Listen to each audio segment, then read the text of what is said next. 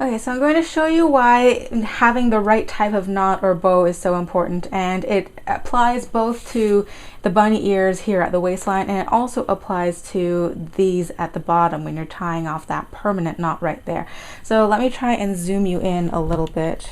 So some people have written to me and they said that a couple of times when they've been tying up their corset, this knot at the bottom slips free, and that shouldn't happen. Now, the reason why I'm using paracord here is because paracord is typically pretty slippery. It is one of the strongest types of laces that you can use because, I mean, this type of cord is meant to hold up 550 pounds of pressure.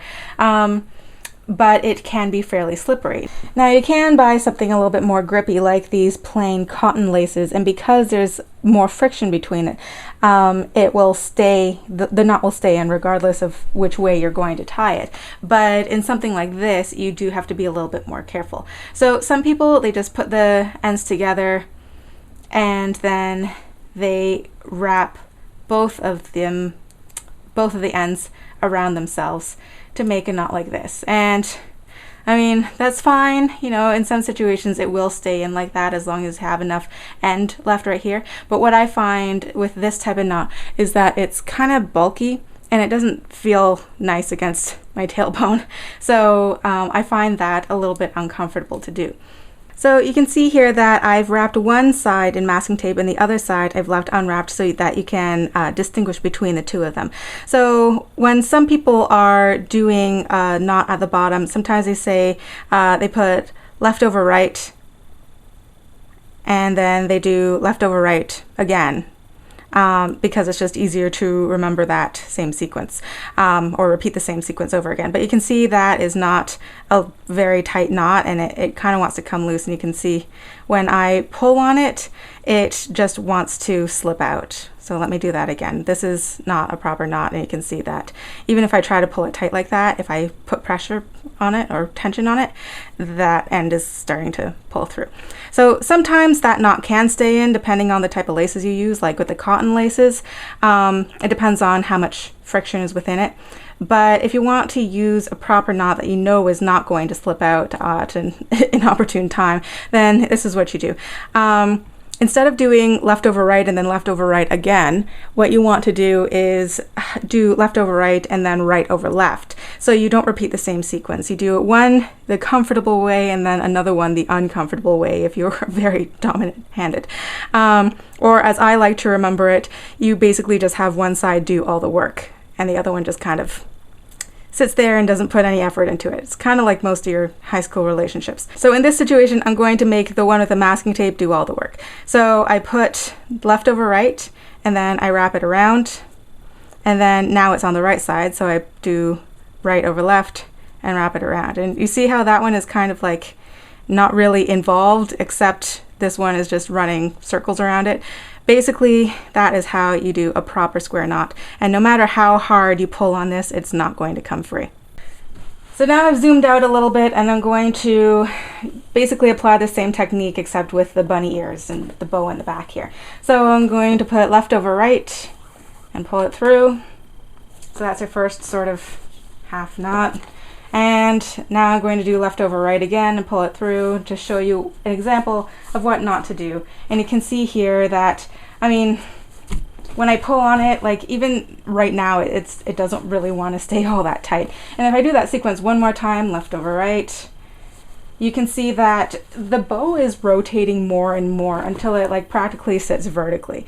And that is the reason why, you know, when you're going out your day, your bow keeps coming loose. So let me take this out and show you the proper way to do it. So if I were just to tie this comfortably the first time, left over right, pull it through. Next time, when I'm making the loop, instead of doing left over right, it's right over left, and then pull it through. And I'm sorry if this is sounding very rudimentary for some people, but this is the reason why your bows keep coming loose when you're corseted. And now you can see there, that does not want to come loose right there. And I can do that again if I want to, left over right this time, because the previous time I had done right over left. Okay, so that's all well and good when you're looking right at a corset, but when you're trying to tie it behind your back, it can be a little bit tricky. So what a lot of people will do, they're trying to tighten their corset, and what they will do is they will make that first half knot the comfortable way for them, the way that they've always done it. Tighten up that waist. And then if they want to make a proper bow, what they'll have to do is make the bunny ear and do that second turn a kind of uncomfortable way. And for some people, like with me, I've gotten used to doing it over time. But if you are not used to that, then what I suggest doing instead is, instead of doing that first turn your comfortable way, do it your uncomfortable way. So if you're used to doing left over right, then do right over left instead and pull it through. Because then that hard part is already done for you.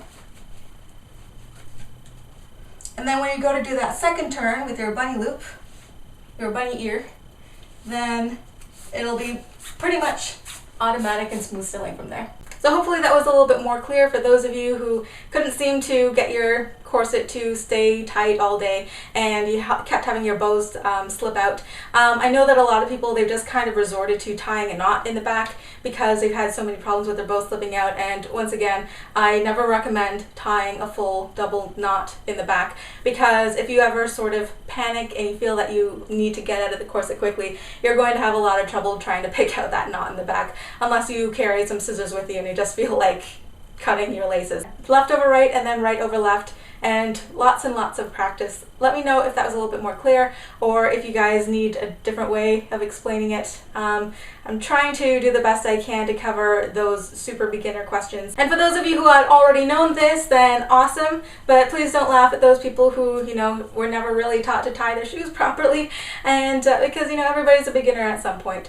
And sometimes when you're trying to fiddle things behind your back or you can't see it, that's not that obvious for them. So I hope you liked this, and I'll see you in a few days for the next video. Bye.